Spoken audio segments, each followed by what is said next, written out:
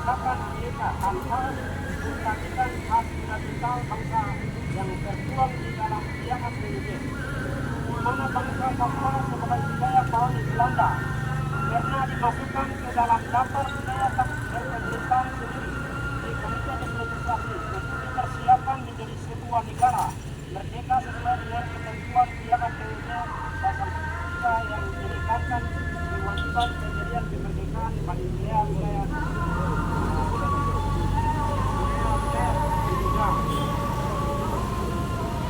posisi Belanda waktu itu sebagai penguasa administrasi West Papua telah berjalan sesuai dengan ketentuan piagam PBB, di mana hal itu bisa dilihat dari catatan sejarah bangsa kita bahwa ketentuan piagam PBB di mana itu bisa dilihat pada tahun 1947 Belanda, Prancis dan Inggris telah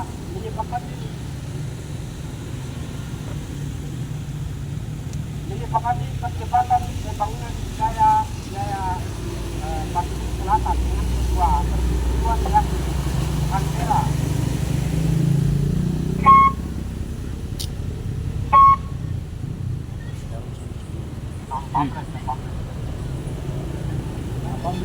Pamflet dekat ni. Angkat.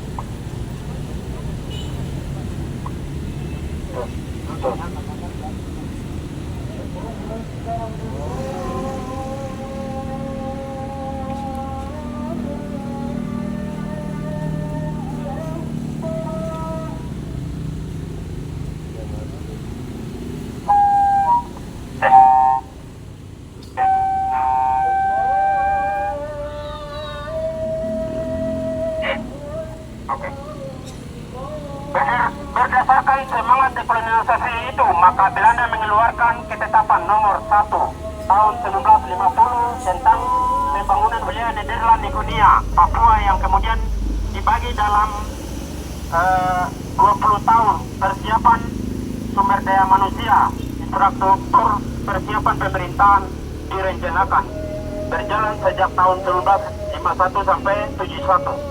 Berdasarkan hal itu, pemerintah Nederland di Guinea mulai akses membuka akademisi militer, sekolah kedokteran dan juga pelatihan-pelatihan teknisi bangunan dan otomotif sejak 1951 sampai dengan tahun 1960. Dan pada tahun 1960 itu adalah lebih dari 400 orang terdidik orang Papua yang bekerja mulai dari kepala distrik, guru dan petugas lainnya.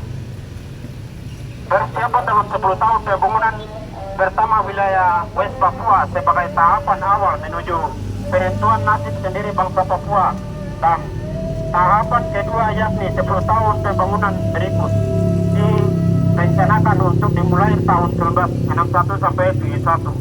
10 tahun pembangunan berikutnya.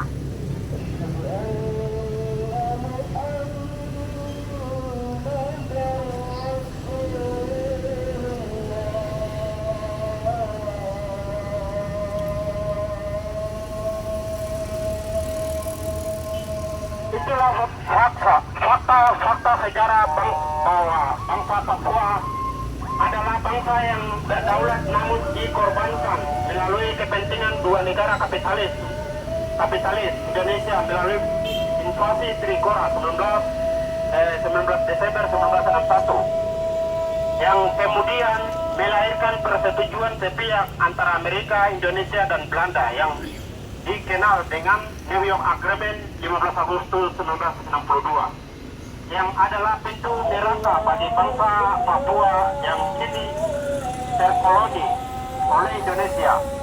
Untuk itu, sebagai pelopor perjuangan rakyat semesta Papua, Komite Nasional Papua Barat sebagai media rakyat di seluruh teritori West Papua memperingati Hari New York Agreement bersama rakyat West Papua dari Sorong sampai Merauke sebagai momentum sejarah yang tak terlupakan oleh bangsa Papua, agar menjadi bahan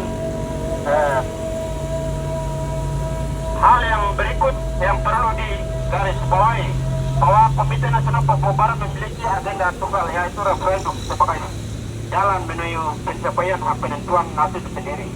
Untuk itu sebagai pejuang yang bertahan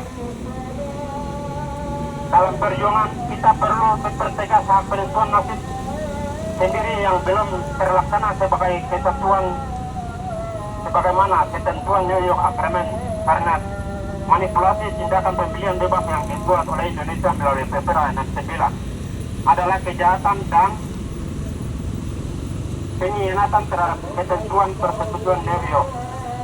Untuk itu, sebagai kelompok pejuang di basis rakyat Papua, kami menyerukan kepada semua dan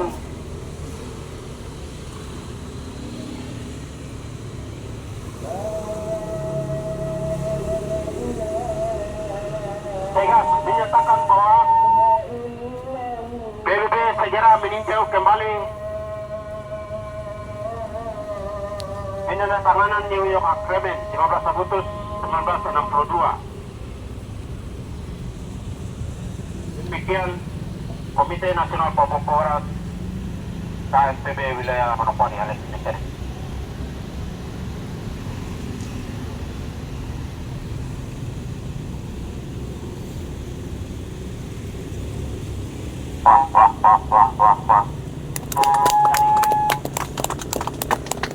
Sikap pernyataan kami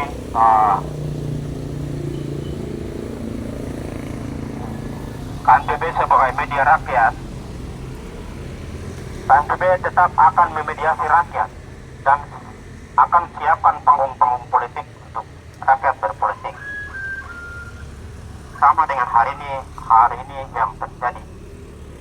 Kami hormati semua pejuang-pejuang rakyat bangsa Papua yang hadir dan berhati perayaan New York Agreement 15 Agustus 1962. Hidup rakyat Papua. Hidup. Hidup bangsa Papua. Hidup. Papua Merdeka. Papua Merdeka. Salam revolusi. Salam revolusi. Kita harus mengakhiri. Wah.